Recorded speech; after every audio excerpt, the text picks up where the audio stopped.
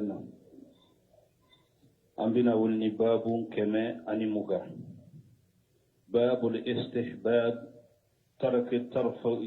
في اللباس تواضعا. أمبنا ولنا إن شاء الله. الحمد لله رب العالمين والصلاة والسلام على رسول الله وعلى آله وأصحابه ومن تبعهم بإحسان إلى يوم الدين. قد سبق في باب فضل الجوع وخشونة العيش جمل تتعلق بهذا الباب. وعن معاذ بن أنس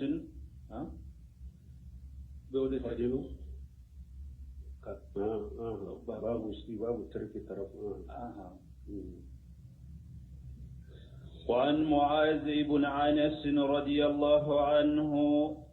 أن رسول الله صلى الله عليه وسلم قال: من ترك اللباس تواضعا لله وهو يقدر عليه دعاه الله يوم القيامة على رؤوس الخلائق حتى يخيره من أي حلل إيمان شاء يلبسها. رواه الترمذي وقال حديث حسن. بسم الله الرحمن الرحيم،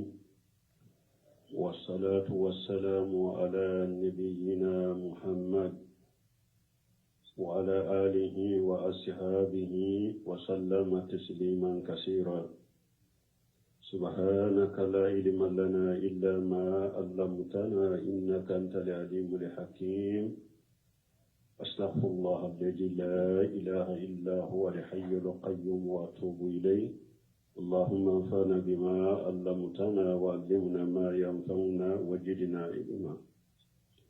بيتنا سوية هجرة باكلة أني كمناني أني بيناني أني سبا شهر شعبان ميني هجريا سانكالو شجنا بيسوني وتاني شجناي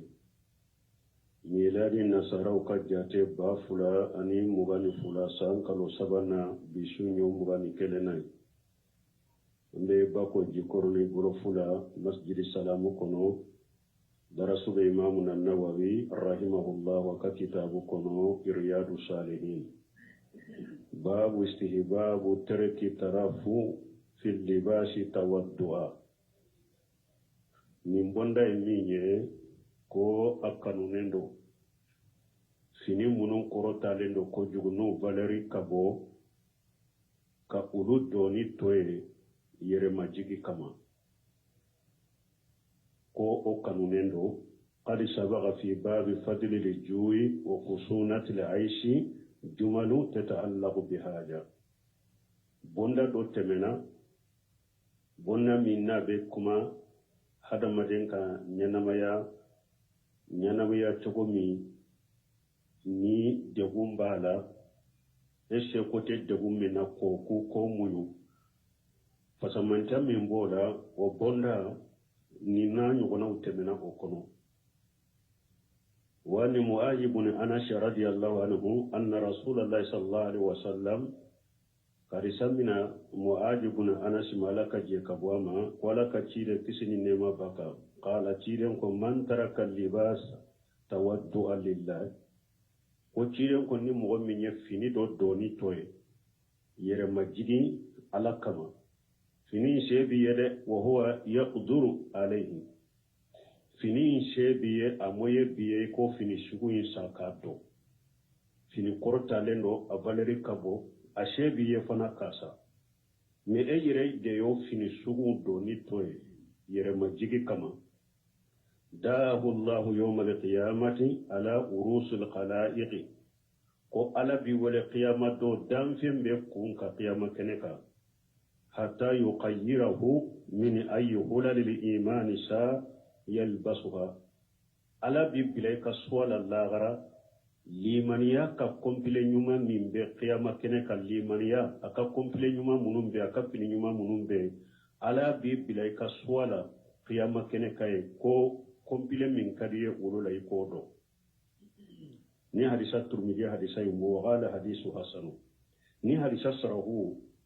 Sheikh Muhammad ibn Salih Uthaymin aya do bonda fulanna de la aya do bonda fulanna la amma al-awwalu maju ka hadisa min fulani ni o fora o yayira fini nyuma fini min kanyi kosobe ashebe ibese kasa ka do mi ya toy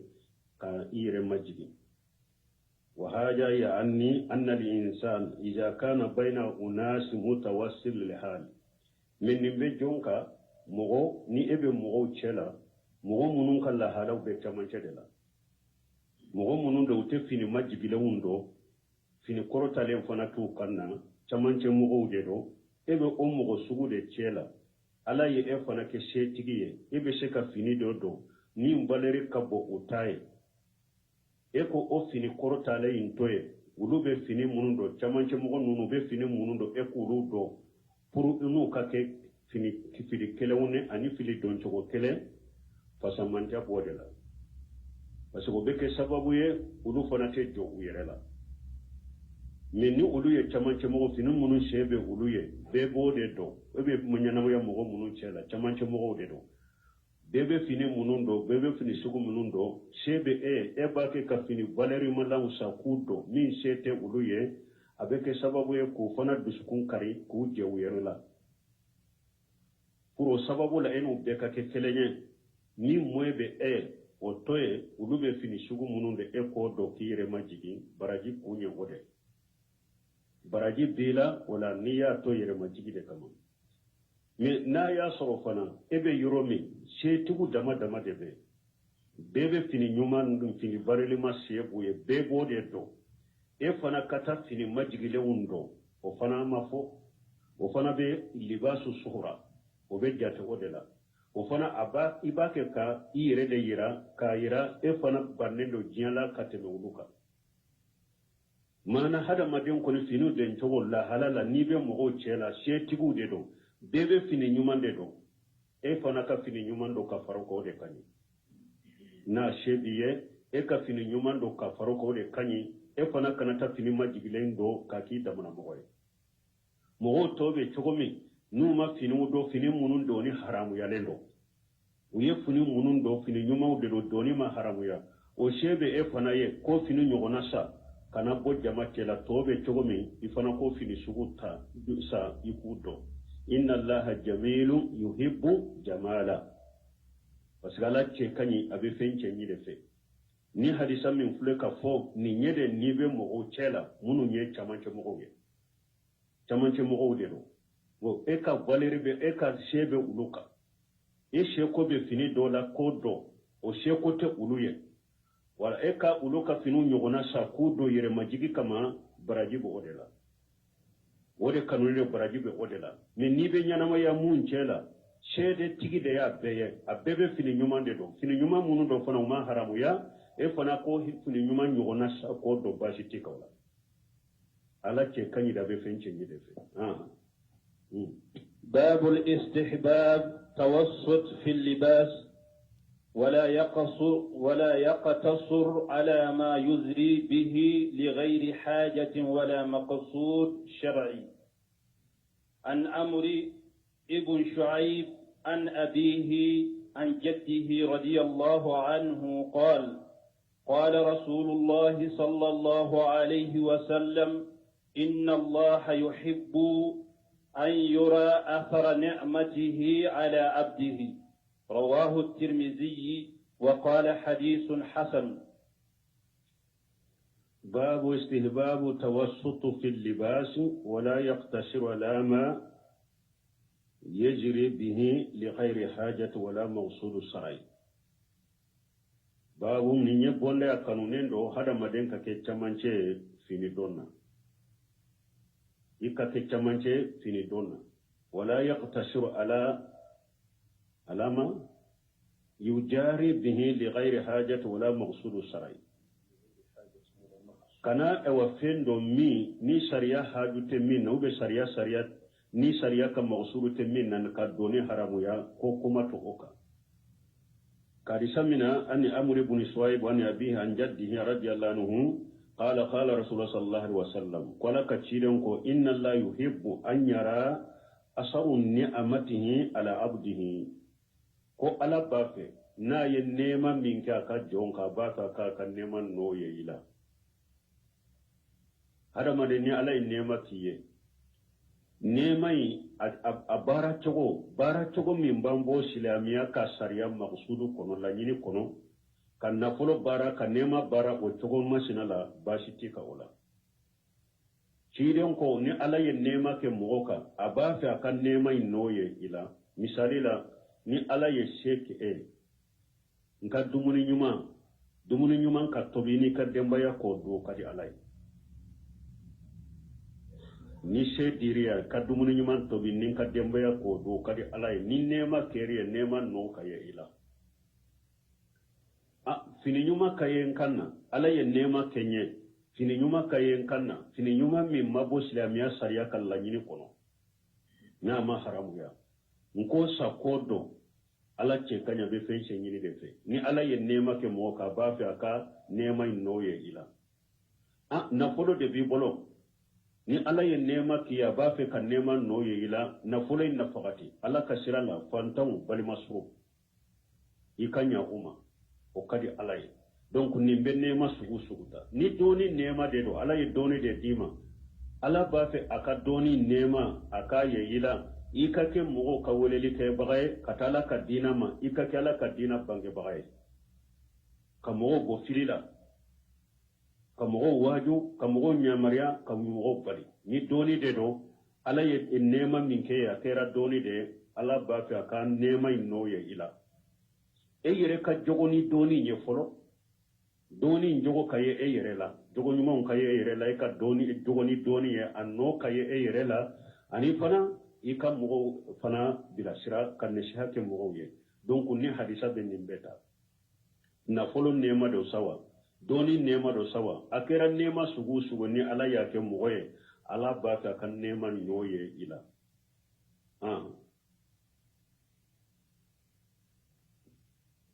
باب التحريم لباس الحرير على الرجال وتحريم جلوسهم عليه واستنادهم إليه وجواز لبسه للنساء. عن عمر بن الخطاب رضي الله عنه قال قال رسول الله صلى الله عليه وسلم لا تلبسوا الحرير فإن من لبسه في الدنيا لم يلبسه في الآخرة متفق عليه. باب تحريم لباس الحرير على الرجال وتحريم جلوسهم عليه وسنادهم إليه وجواز لبسه للنساء. نيجي بوندا ميني أحرام يرى شيء وكحرير فينيدو وتحريم جلوسهم عليه شيء كان شيء حرير فينيكا واستنادهم إليه وبكي شمباما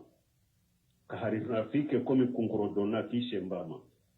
ube ka ke fota ibe shiga kono kishen bama ikanote wajawaju lubusihin linnisai ani adagara muso wuluka harira fini do harira fini abedila ka bo ko dodul khans tumusugu do de boy shen kacha ala uba fo dodul khans harira yere haqiqa mi haramu yara hadisa kono obedila ka bo tumusugu de la o harira de haramu yara ce ka do ikana shiga kai kana shembala mi harira min be sisa harira ye munye fini de do alen nugulen de do akafege kosobe an nugulen do harira ye ode kisi min do an nugulen do awa akafege kosobe ni magara la nugulen do ba fo de ma harira a cogo ya fula de be harira yere hagema tabiyi hariru tabiyu o yede obe bo min dulatil qanji anye tumusugu min fo harira tabiyu obe bo odela o harira de haramu yara wa hariru shinayi hariru shinayi oye ijinu be harira min dila ni angoye sini munu nu uche kanyi fo be briye unugulendo ore hariri shinayi ijinu de bo dila o harira sugu doni ma haramu ya cheboro harira min yere harira jati dudatul khanji na be dila ka bolo re doni haramu ya cheboro min ya hariri shinai o doni ma haramu ya ce bolo me doni ke ba ko ni ce min ya ye ka to o de kani parce que ce eni min kaka firi munun ka giri eni do o de kaka muso ni fini nogoma ani fini munun nugulendo muso nu ulu kaka parce que ulu dabora masiri de kama uchewe me ce ni ce ya de kaka eni finu de kaka fini munun nu ka giri ya bola eni nu ulu de kaka ne min ye fini nuguleni funu magamaw muso de kaka nu ulu ye farira sani sinai oye a doni ma haramu ya ce bolo de me doni ka ba ko ka doni toye ka to muso bolo eni ce fini munun kaka ko do o de kani me min ye harira tabiyu o de haramu yara dulatul khansi o bedila ka bo o de la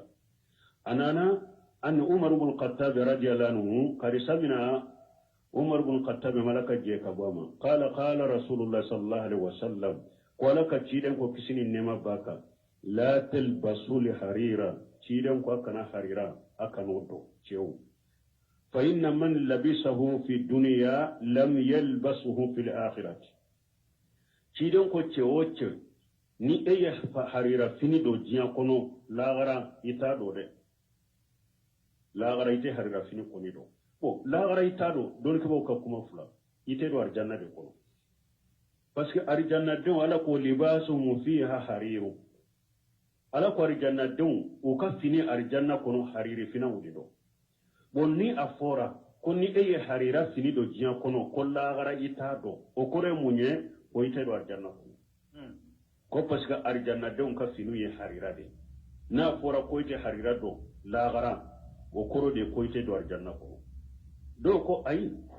ko ni ala ko e ciden ko ite harira do ni mo mi ceme nya do jiya ita do lagara ko be do arjanna kono de me ni do na hari arjanna kono harira fini eto do arjanna kono e be sika fini wore de doye ne minya harira fini nye ite do ikanna arjanna kono ni hadisa muntafaq alai wari muslim benna hadisa inna woni hadisa ya ira minya harira fini harira yere haqiqa ye minya ce ko do haramu do parce que an ko kabaira junubu ye munye junubu na fora ni tamana janga kata fora no fe jinya kono ube damana janga kata fora no fe lahara o bayira ko junubu sugun ko kabaira junubu de do donc harira fini doni adamana janga kata fule ka fo an no fe ko ni ya do jinya kono lahara ita do وعنه رضي الله عنه قال سمعت رسول الله صلى الله عليه وسلم يقول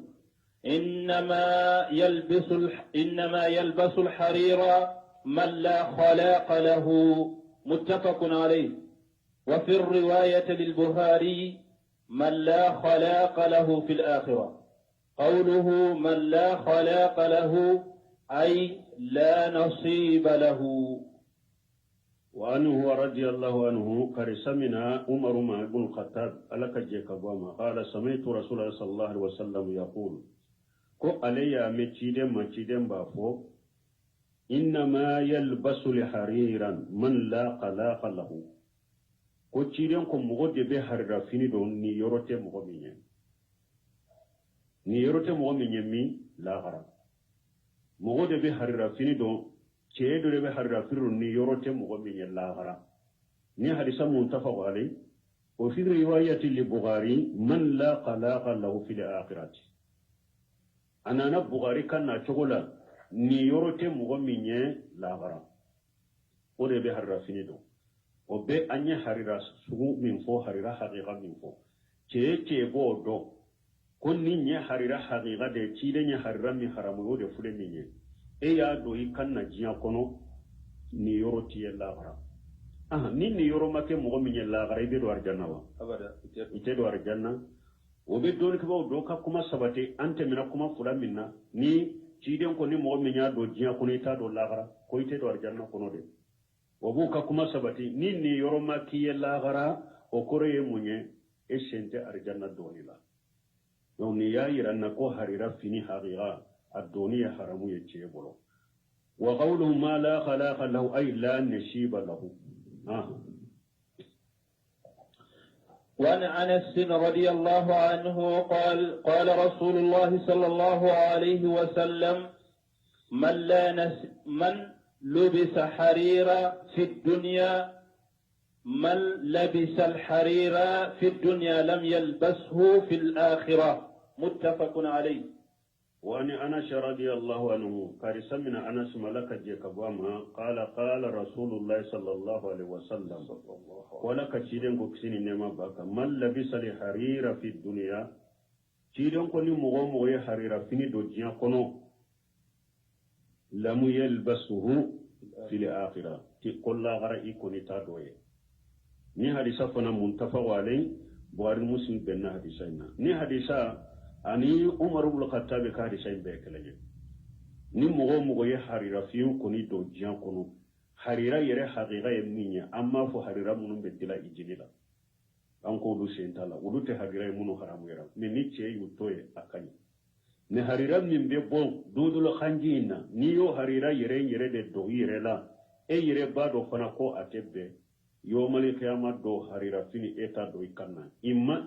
ina bali arjanna doni ma ube hari ni do na arjanna harira fini ko ni to do arjanna ko وعن علي رضي الله عنه قال رأيت رسول الله صلى الله عليه وسلم أخذ حريرا فجعله في يمينه وذهبا فجعله في شماله ثم قال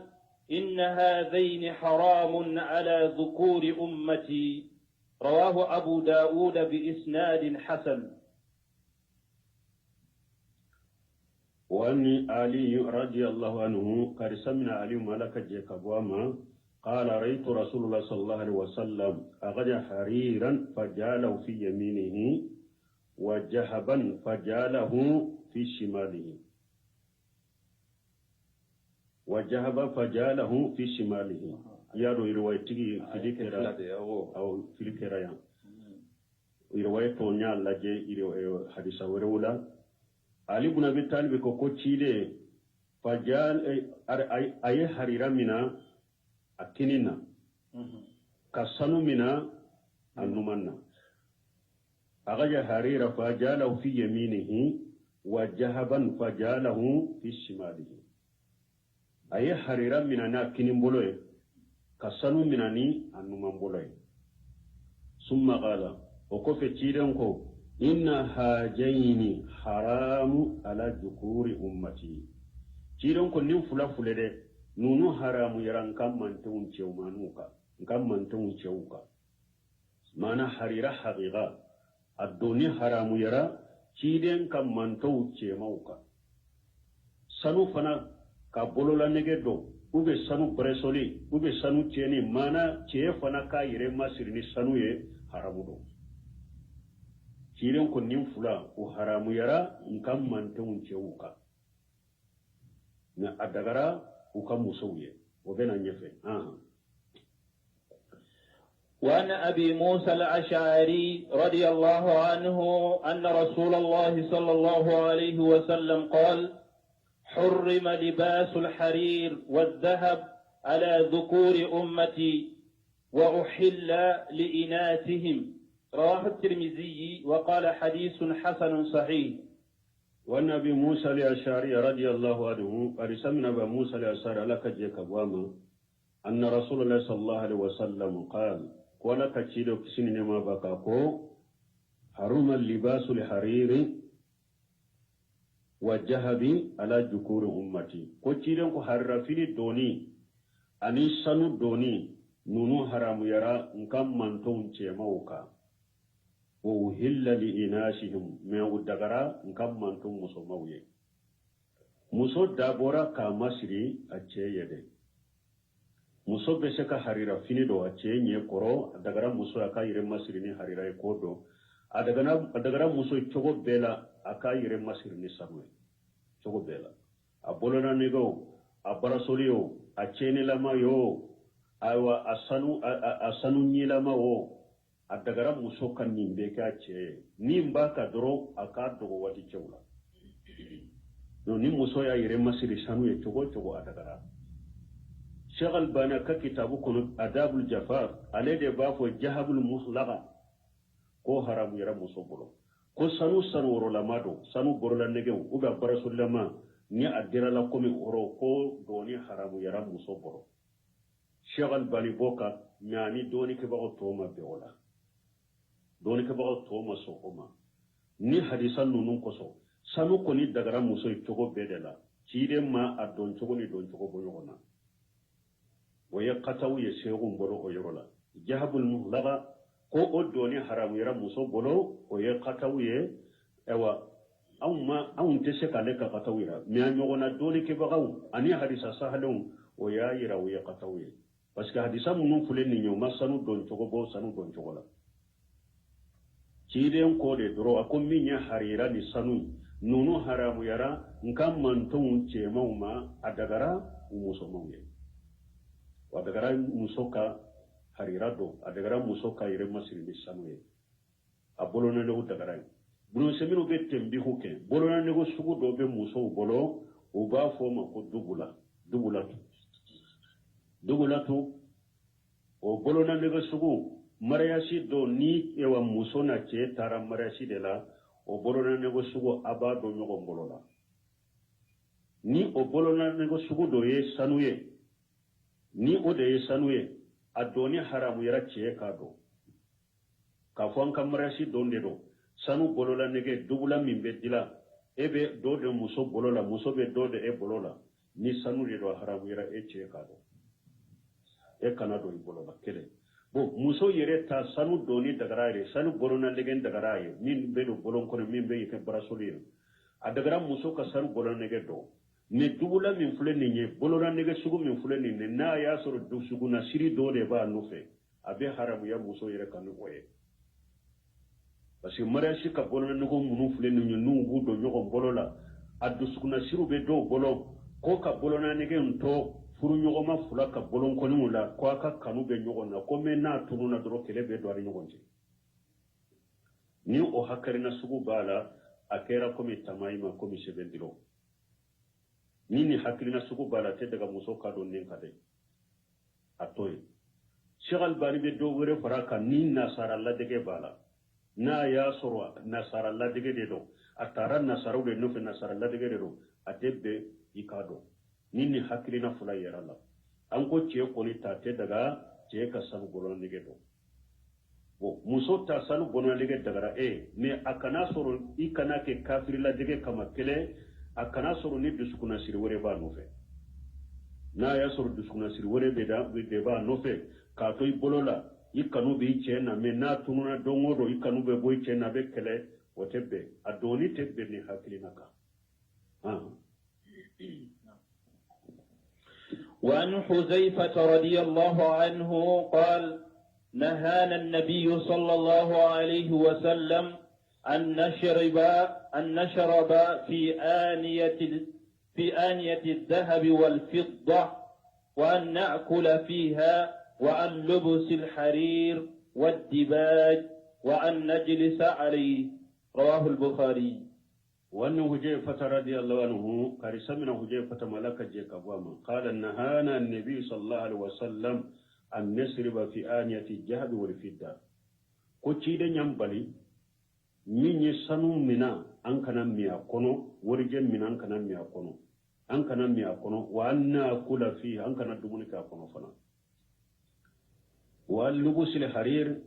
أنكنا حريرا فنا دو والدباجي يعني دباجي فنا harira dilan chogo werede dibbaji fana harira de mewulu fana bale fana dilan chogo werede da wa anna jilisa alayhi ani an kana shigi harira fini koni ka yerede harira tapilama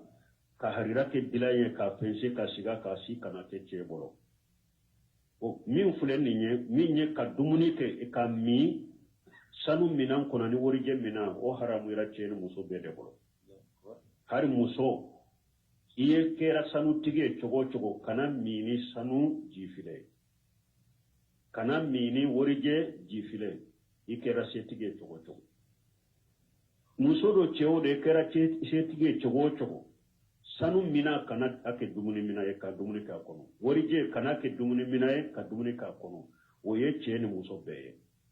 mais min ye doni de masiri sanu haramu yara cɛ ka wala a dagara musow ye harira haramu yara cɛ ka wala a dagara musow ye o ni y'a yira laɲini ye mun ye harira fini doni ye haramu ye cɛ kan min ye fana cɛ ka harira fana pensa kɔrɔ ka siga kan o fana ima haramu ye an y'a fɔ cogo min harira haqiqa mais ijiniw bɛ harira minnu de la olu kɔ tɛ ni hadisa bugari ye hadisa in bɔ bon ni hadisa minnu filɛ nin ye lajaba mun nanu nɔfɛ a dɔ ko i t'a dɔn arijanna a dɔ ko i t'a dɔn lagara a dɔ ko ni yɔrɔ tiye lagara u bɛ mɔgɔ de kan min sara ka sɔrɔ i ma tubi min sara ka sɔrɔ i ma tubi ka bɔ la mais ni mɔgɔ min tun bɛ harira dɔn i kan na harira yɛrɛ haqiqa e nana tubi ka bɔ la ala bi ka tubo mina ni jangakata minnu fɔra olu t'i ka lagara ala ko qur'ana kɔnɔ qul ya ibadiya alladhina asrafu ala anfusihim la taqnatu min rahmatillah inna allaha yaghfiru dhunuba jami'a ala ko ciden ma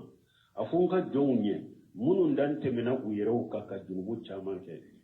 u kana jigi tigɛ ni ala ka nɛɛma la ni ala de bɛ junubu bɛɛ yafa balimaw jɔw silama junubu fɔra n'i ye nin junubu kɛ ni jangakata b'a nɔfɛ lahara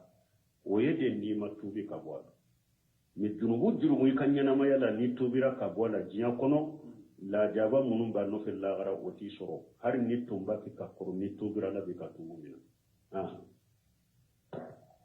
باب جواز اللبس الحرير لمن به حقة. عن أنس رضي الله عنه قال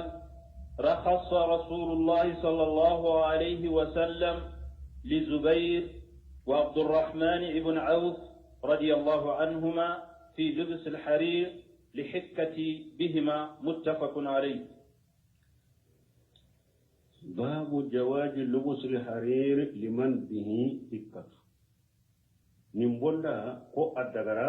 حرير فيني كادو ni mogo mi bana do be la bana min ni ibi yere ngenye kosobe abana sugu ha ni ibi yere sinye abana sugu be na be hada madella abe yere sinye de bilaila kato ki yere sinye bo no bana sugu be mogo min na ni harira fini do na harira fini be sinye li noya parce que ale kam mangiri fontene tala bo sinye li be aba noya donc no bana sugu be mogo min hari ce adagara ka harira fini do o ye darura anana anas bolani anas radiyallahu anhu qala rakhasa rasulullah sallallahu alaihi wasallam li jubair wa abdurrahman ibn auf radiyallahu anhuma fi lubus al hariri li hikati bihima ko cide nyen no yake jubair ye ani abdurrahman ibn auf ayen no yaku fulaye ku ka harira fini do bana do tumbuna bana min nabe shiyeli bilakula aku fuluka harida finu do ni hadisa muntafaq alay wari muslim ben hadisa nya iranna harira fini doni ke ba ko abese ka do la halana ni do la kelen kam la hala fulo haju do kama ni bana do bila ni bi yere shiye o bana sugu harira fini doni ba no ya adagara ka harira fini do ni nye darurade fulanna na ya soro finimi harira nyagambilen bala me bolon koni nani danyoro hakke harira de be finina noya kera o finisugu kato fini dole do harira bala de me harira hakke min be finina te teme bolon koni nani danyoro ka ni ye fulanna harira min ndoli daga ni ye fulanna asabana ni harira ni fini wore nyagambilen do mana harira fini ani koru ya ni koru mo de nyagambi nyogonna ko ke fini ye harira doronte uriyaye ani femore akera shide sawa be wasaga shide ube ba shide ube akera kori de sawa uri ode ni harira nyagambi kadila o harira sugu adoni daga bashi tala ni sabanai nani na fil harbi mini azli iqajatil kuffar kele yoro cheka harira do puruka kafiru ladini harira doni dagara ni yoro fana la kele yoro la jihadu yoro la ce ka harira do akanna puru ka kafiru la dimi o dagara donc harira doni dagara nin ko nani do la kele anko harira haramu yara hadisa ya ira harira haramu yara ce bolo na be daga ce ka harira do nin la hala nani do la kele ni bana do de bila bo ni bi yere sinye harira yiko ni harira fini ndo aba noya harira fini do basitika an ube harira bi ka fini na de me harira in hakete teme bolon ko nani hakela adagara iko do ki sugu do iko fini sugu do basitika an ube harira damate harira do ki min be fini min be bolo anyaga bilende do una ani fengore de nyagambi ko dila ko ke fini e harira doronte o fana doni la dagara ube kele yoro adagara ika harira do basite harira do ni nan yo onuna باب النهي عن افتلاش الجلود النمور والركوب عليها. عن معاوية رضي الله عنه قال قال رسول الله صلى الله عليه وسلم لا تركبوا الخزن ولا النمار. حديث حسن رواه أبو داود وغيره بإسناد حسن. باب النهي عن افتراس جلود النمور والركوب عليها. نيمبوندا فنبه كما جمانكا فيمو فيني كونو كونو في جلين بمينا نابي يارو بافولو دي مسيبا نمرو يموني ورانين كلا ube wara nunu na nyogona kolo balili be oka mogo kana dawa shigi nunun ka boloka wani muawiya radiyallahu anhu qala rasulullah sallallahu alaihi wasallam la tarkabu al-qanja wala nimara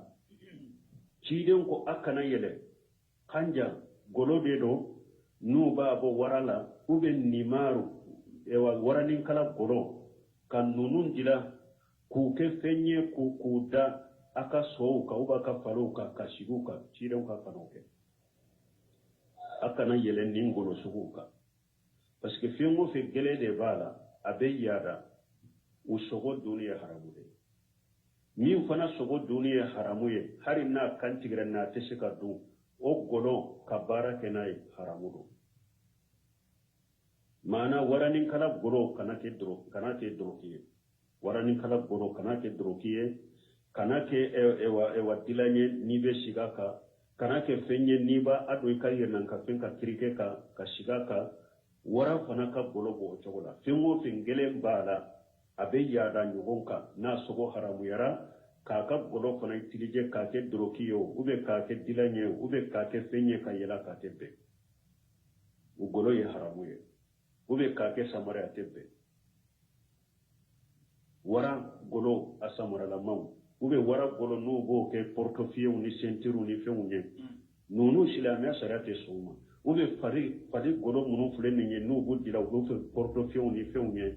fengo fe na sogo haramu yalende do hari na kantigra na sogo te ladaga aka golo adogira chogo adeba be anka barake na ka golo ni ewa na kantigra asogo daga lendo akantigra de agoro abe daga chogo be ka barake na mun be kantige fana ni kantigele be ala daga ma jifara ni ya golo in boala ka golo in dogi ciden kwa dogoli be komi a kantigeli a daga ka barake na mana mi sogo be du na kantigra sogo be du bara be kane ka golo ye togo fula bela na kantigra a golo sogo bela a daga hari ni ma dogi ibe se ka barake na hari ni ma dogi bo na jifara de min be kantigre saga jifara misi jifara ba jifara nyame jifara abetaga ka golo yimbola ka dogi a dogoli inde beke komi kantigeli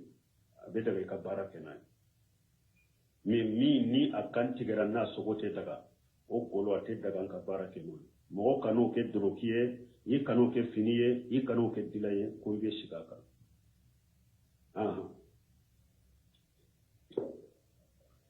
وعن أبي مليه عن أبيه رضي الله عنه أن رسول الله صلى الله عليه وسلم نهى عن جلوس السباء، رواه أبو داود والترمذي والنسائي بإسناد صحيح. وفي الرواية للترمذي نهى عن جلوس السباء أن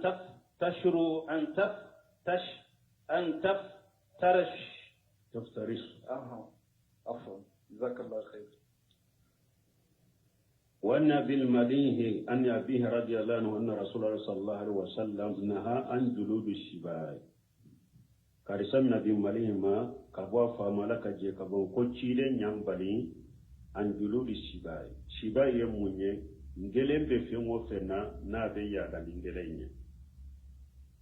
min ye kungo kono uluni ulu bohoda wara boda wara nin kala bohoda nunun ka bolo mogo kana yere nafanu kanu ke doloke kanu ke finiye kanu ke dilanye ko ibe shigaka utebe silanya sariya go haramuya o nan ko gelembe minna doni ke ba mogo do ko do lumina nu ko gelembe minna ko sogo haramuya gelem ma fembe tere Ibn Qayyim ko ilamul muwaqqi'ina kono aka kitabu dole do ako mogo ka ko do famu ci de nye gelen tigi mi haram ya yo ko fura de fura no kala ni ko fura gelen be minna ko kono femmina ni ko fura ye nyogon soro la de haram yara ni ko fura ma nyogon soro minna har ni gelen bala ni gelen de bala fula na tala ma haram ya o ye munye o kulli jinabi min ashiba yaftaris Chile fula de fo yaftarisu Chile ko fengo fenye kungo kono fende ni gelen bala be yada na gelenye ka nyogona mina na e ka dunali o de haramu yara yaftarisu sino gelen be fendo la te yada abe biunde du kungo kono la bashi to no masala minye ngeleni fule ngeleni abado gelen bala me geleni sogo daga lendo parce que te ale te yada nyogona ka kamina ka du geleni daga lendo gelen bala fana nya fo do dewda bu suruku daga lendo ambe min fo ko suruku sogo daga lendo gelen bala me suruku sogo daga lendo dole ko mun ye suruku la daga burga mu ye min fo bun hajari ko min ye suruku la daga fatul bari ko no ko fen fula folo ni ciden ko gelembe min na haramu yara hadisa sahalen nana Chile nye suruku tomo ka bo gelentigu chela ko la daga jabir ka hadisa do na na uya nyininga ko ya la suruku kungo kono sogo de na bese ka faga ka duwa ko jabir ko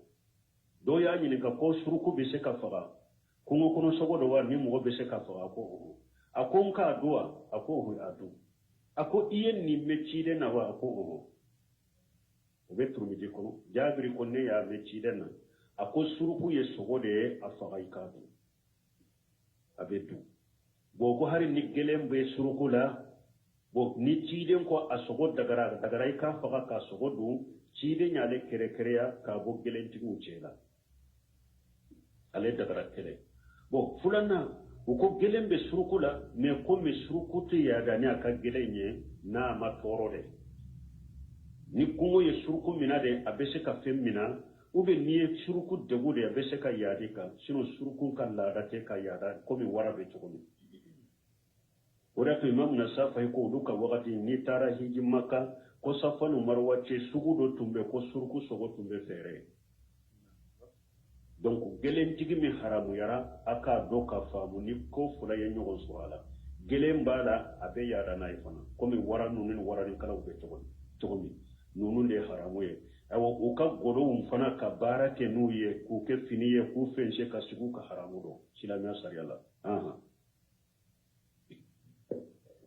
باب ما يقول إذا لبس ثوبا جديدا. عن أبي سعيد الخضري رضي الله عنه قال قال رسول الله صلى الله عليه وسلم إذا استجد ثوبا سماه باسمه إمامة أو قميصا أو رداء يقول اللهم لك الحمد أنت كسوتنيه أسألك خيره وخير ما صنع له وأعوذ بك من شره وشر ما صنع له. رواه أبو داود والترمذي وقال حديث حسن. باب ما يقول جاء لبس صوبا جديدا. ni bonda tumami imamuna Nawawi yefinu fo akon ni bonda ye ikanka min fo ni yefini kura do ikanna bari mo fini fule ala kan nema de do na yake hadama deni parce que fini be bo munu na munu be dila ka bo fini la fini be dila ka bo munu na abede ala kan nema de na ya bila dugu koloka akera kori mugu nunu nyewo abebe boni ala ka sanjide wode to ala ko qul araytum min asbaha ma'ukum khawran faman yatikum bima'in ma'in ako tida fuye ni ji munun ba u bolo nu be tara dugu koro sisa don be se ka jiti awma min be bole nema be hadama den ka dugu koloka abbe ala kan nema de donc ni ala kan nema do ikanna ala barikata ka ni bonda yede ni yefini qura ni ya do ikan kan limfo anana abi shayd al-qudri bolo ala ka je ka wama qala kana rasulullah sallallahu alaihi wasallam ija astajadda sawban sammahu bi ismihi imamatan aw khamisa aw rida ko ciden tun kera na yefini qura do akanna abe fini qura in ewa ngoleni atoy ni jala mugu de do abe jala mugu fo ni doloki de do aba fo doloki ni brifini de do aba fo brifini yaqulu allahumma lakal hamdu anta kasawtani misali la ba fo ntigi ala tanu biye ni jala mugu min fulen ni tanu biye ntigi ala ede yen fera boni ni jala mugu nye tanu biye aka ni doloki de do abe doloki ntoko fo ntigi ala ni doloki min fulen ni tanu biye ni doloki ka ede yen fera boni ni doloki nye ni tafe de do abe tafe ntoko ko fo ntigi ala tanu be iye nin tafe inka ede yen ewa mpera boni nin tafe nye abe fini ntoko ni kulushi de do femmi de do abafo kufula de abato ko fo ka ala tanwaka ala de ye nin kenye kamfera bonai wama bikum min ni'mati fa min Allah dan fi hada madau nema bauka be bora ala de fe be ala de nema ya anka wala har alaka neman akan neman donto anka Allah tanwaka de anka Allah tanwaka donc ko cilen be nin do awte abafo ashaluka khairahu wa khaira ma suni Allah untigi ala mbi ala deli nin fini min nin jara mugu min ninne ya do nin kufula min ninne ya do nin doloki min ninne ya do nin tafe min ninne ya do nin kulushi min ninne ya do ala mbi deli hera min be doloki na hera min be kulushi na ani ye kurushin dilalani hera minye ntiga ala mbi deli ni oye iko kenya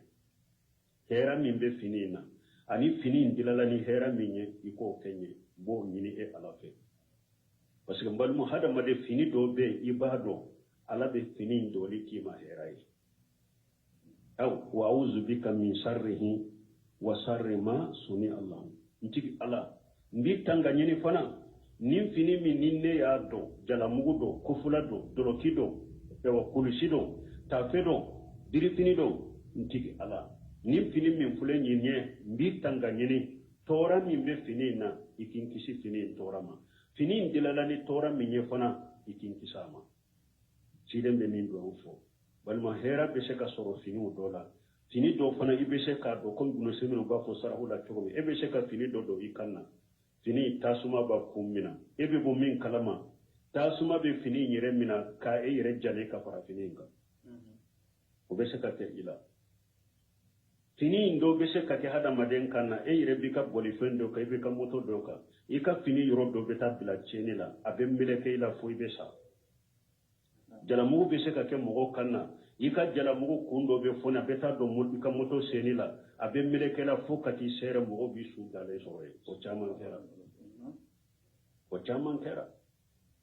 donc wala ni ye fini kura do ibeni ala delike ala hera min ben nin fini na mbi delu e hera la fini dilala ni hera minye mbi dilala iko o kenya tora min be fini na ikin kisama fini dilala ni toro minye ewa ikin kisama ni ye fini kura do ala tanu ikanin do o kede ala tanu ka min do okay e wa fini doronte hadisa imbena na togo dola cidon ko fini kura de sorlaw iye bahan kura de sa daba kura de saw ibe doni ka musoye akoy kan ni do fo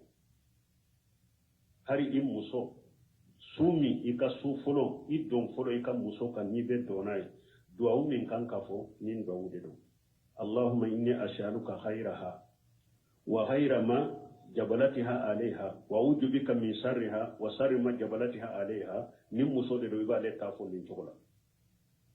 ni ewa fini de do khairahu wa khaira ma suniya lahu ode ma fo wala min ni muso do اللهم إني أسألك خيرها وخير ما جبلتها عليها وأعوذ بك من شرها وشر ما جبلتها عليها نمسو ديرو يبافو نيتولا على ندلي نمسو هيرالا أني يمسو مسو إندارا هيرا منك إكاكيني على ندتانغاني كينكيشي نمسو إنتورما أني مسو ni e alay muso inda tora min bala ikin kisama ni be doni ka muso kuraye ibe nunu fo don ko ko sunna ika muso kura su folo ni be donai salli jita folo na no yere karakan fula salli ni muso ye dina famu e ka salli jita ni muso ka salli jita na te kalo bola ka salli jita afula karakan fula salli nyogonte bo tigini do awa akera furula ka koronyo koni don to folo do aka su folo ina ana aywa asorola ina karakan fula salli nyogonte ka shuki do ikerefe aka salli ta karakan fula salli nyogonte donc sani ka siama iba minane attention kanin do fo muso ta be yele ma nete fo ni togola ibe do fo me doni ke won ko komi muso chama makala ama ka dina fam ni yire ya do ninya ko mba minane attention kombe fenfo akana mirimbe na ko jugu do ke ala ado be se ke bayi bolo ko yire to fayi bolo atado ube ni be do yun fo na ya sura be do me arabu kanna ni atilo bala allahumma inna a'udhu bika min sharriha akana ta jate mina ko ja ko jugu do be alela don ko ni sirana ni nye donc iki yere girala aba haketo ki yere ke komi ba embrasser ibi ka do yun fo idaju koro ibi ka do yun fo idaju koro donc ni ye sunnaye ni fini kura sorola abe fo ni ye daba kura de sa ibe do yun fo ni be doni ka muso ibe do yun fo subhanaka allahumma rabbuna bihamdika ashhadu an la ilaha illa anta astaghfiruka wa atubu ilayk وكلنا عندنا ولني باب كما أنمغا باب الاستحباب ترك الترفع في اللباس تواضعا عندنا ولنا إن شاء الله الحمد لله رب العالمين والصلاة والسلام على رسول الله وعلى آله وأصحابه ومن تبعهم بإحسان إلى يوم الدين قد سبق في باب فضل الجوع وخشونة العيش جمل تتعلق بهذا الباب وعن معاذ بن أنس